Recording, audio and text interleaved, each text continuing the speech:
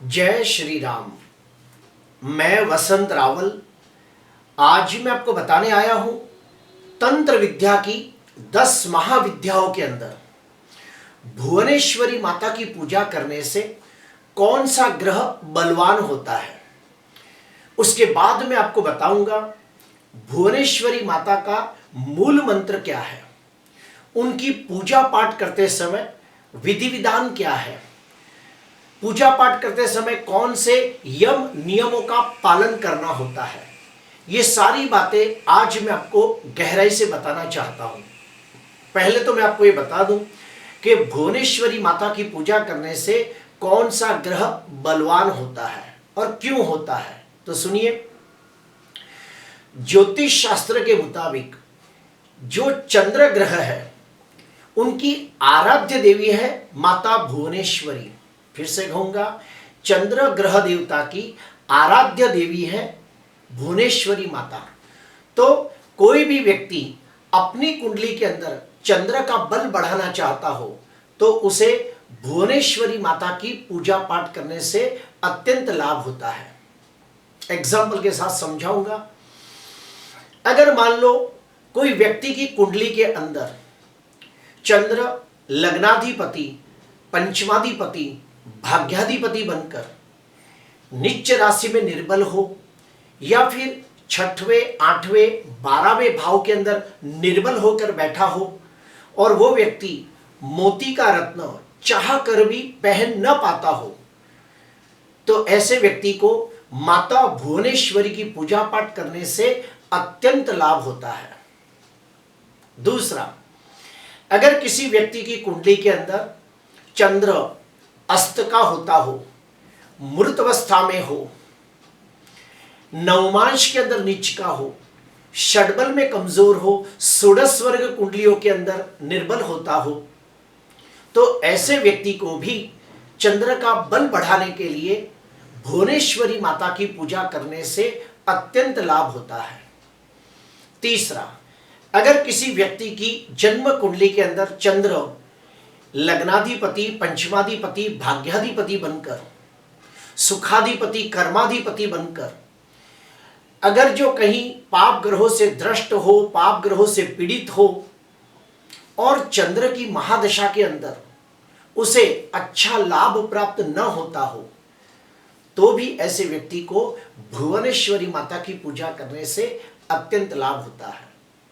आखिरी, किसी व्यक्ति की जन्म कुंडली के अंदर चंद्र शनि के साथ अंशात्मक युति करके विष योग नामक अशुभ योग बनाता हो, या किसी व्यक्ति की कुंडली के अंदर चंद्र राहु की अंशात्मक युति चंद्र ग्रहण योग बनाती हो और उस व्यक्ति का चंद्र काफी बलहीन, कमजोर और निर्बल हो जाता हो, तो ऐसे व्यक्ति को भी चंद्र का बल बढ़ाने के लिए, चंद्र को बलवान करने के लिए भुवनेश्वरी माता की पूजा पाठ करनी चाहिए।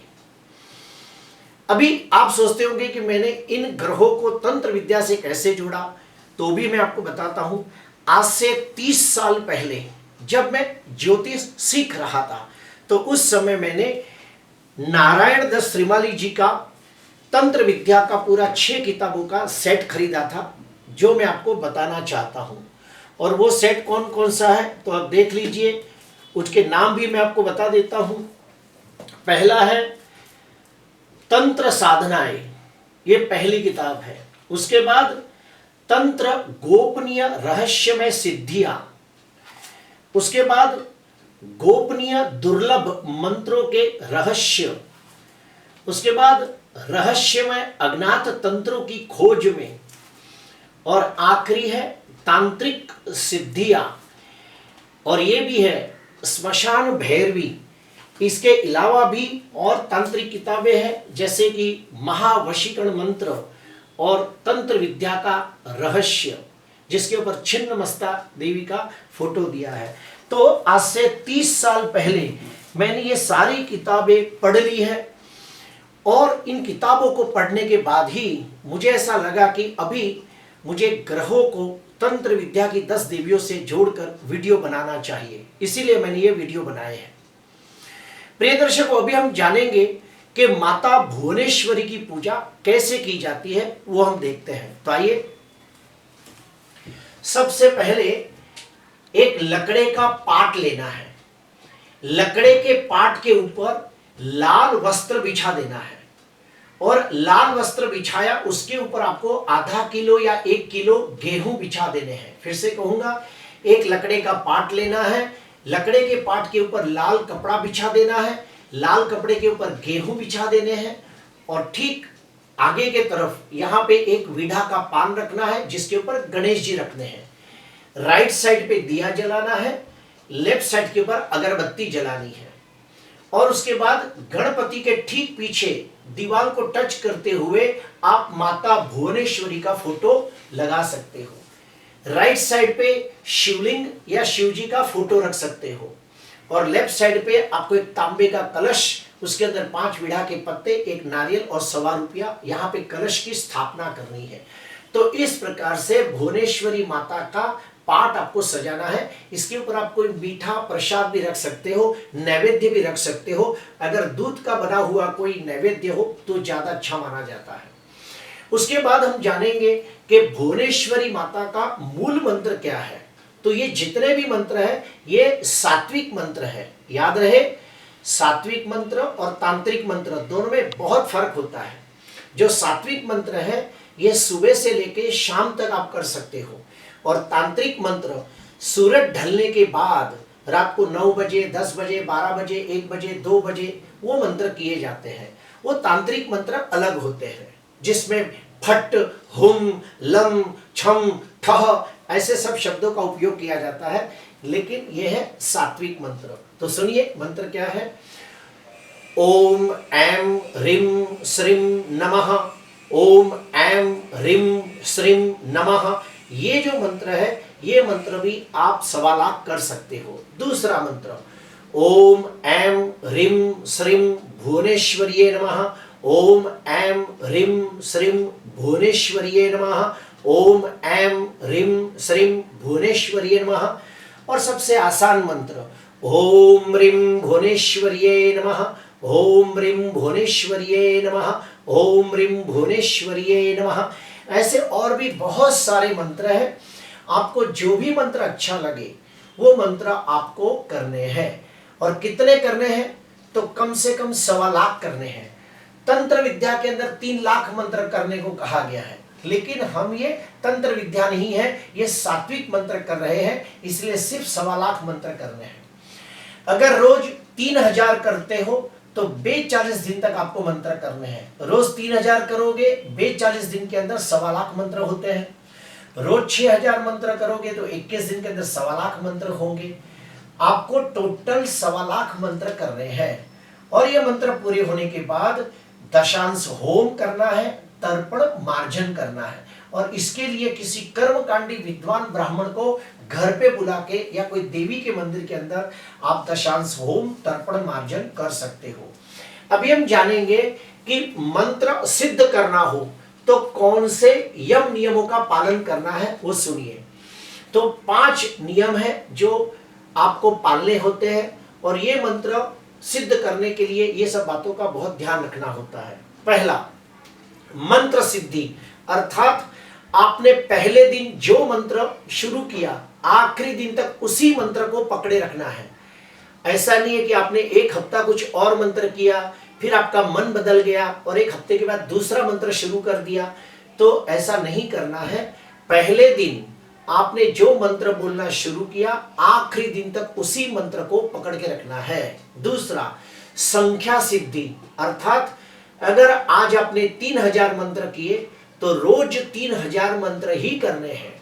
ऐसा नहीं है कि आप 3000 किया, कल 4000 किया, परसों 5000 किया, ऐसा नहीं करना है।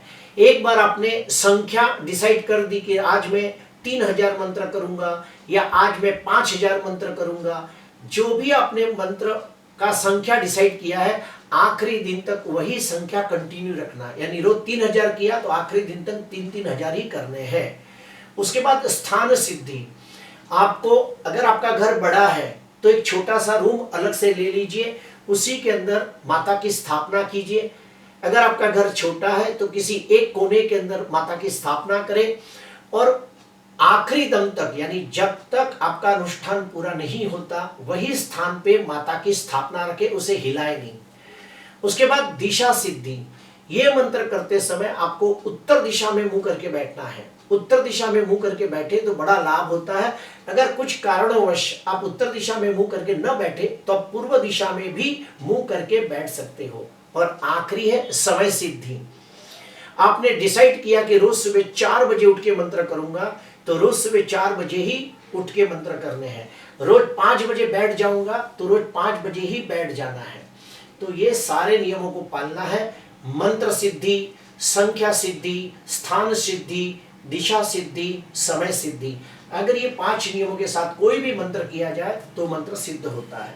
अभी अनुष्ठान के दरमियान क्या क्या नहीं करना है, तो कोई भी प्रकार की बुरी लत नहीं होनी चाहिए। कोई भी व्यसन न करे, यानी कि बीड़ी, सिगरेट, तंबाकू, गुटखा, दारू, ये सब का सेवन न करे।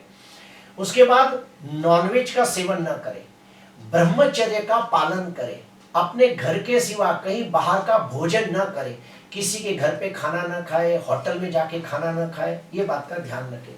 अभी अनुष्ठान जब आप शुरू करते हो तो क्या क्या करना है, अपने राइट हैंड के अंदर थोड़े से चावल, गंगाजल, तुलसी, पुष्प, ऐसी 4-5 चीजें आप ले सकते हो। फिर से कहूंगा, हाथ में चावल, तुलसी, गंगाजल, अखंड पुष्प, ये सब लेके आपको संकल्प करना है और कहना है कि हे माता भुवनेश्वरी, मेरी कुंडली के अंदर चंद्र नीच का है, 6वें, 8वें, 12वें भाव में है, पाप ग्रहों से दृष्ट है, पाप ग्रहों से पीड़ित है, चंद्र की महादशा अंतरदशा है और मुझे अच्छा फल नहीं मिल रहा है।